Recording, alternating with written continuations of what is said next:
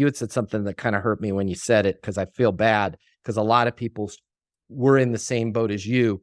The lady with the ashtray and your disdain for wealthy people. I get it. You probably can't see it on here, but I have scars on, there they are. Scars on the palm of my hand. I wasn't a bartender. I had to be the bus boy. I had the crummer. If you've had a crummer, if you know what a crummer is and have held a crummer, that means that you have worked a job where the people around you make 100 times more than you make. It was a country club. It was Boulder Country Club. And I was crumbing tables, same thing, right? And I had put my hand in a blender, and thus the scars.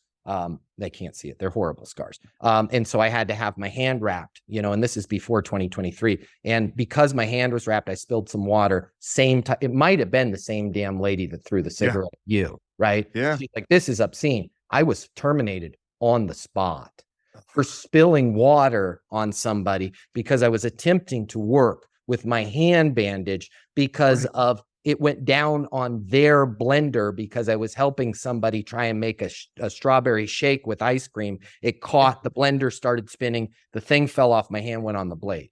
Okay, and in this world, in today's age, I would have probably had a workers' comp claim, but I don't even know if workers' comp existed back then, and for sure I didn't know about it. And they're like, go get that stitched up, get back to work tomorrow, right? And so I could have had that same disdain, but here's the one thing where maybe my experience was a little bit different, okay?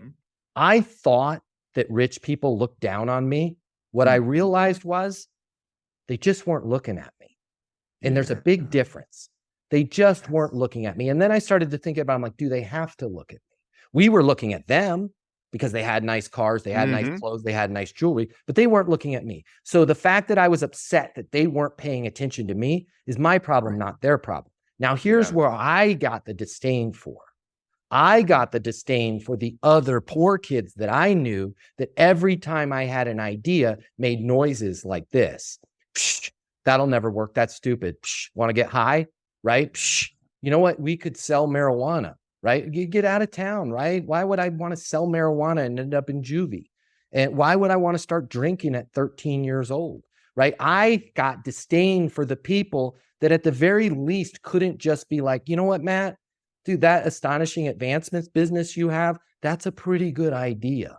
All of these businesses that I started as a teenager, not one person was like, man, that's a good idea. You should do that. They were all like, yo, you want to go steal some car stereos? Because I'm sorry, but when you hang out with a bunch of broke kids, there's a lot of bad ideas floating around the room, which is why I didn't have a lot of friends. So I gave up really quick that just because somebody's not paying attention to me, just because somebody's not going out of their way to give me what they worked so hard for, ain't so bad. What is really bad is when somebody goes out of their way like crabs in a bucket to hold me down.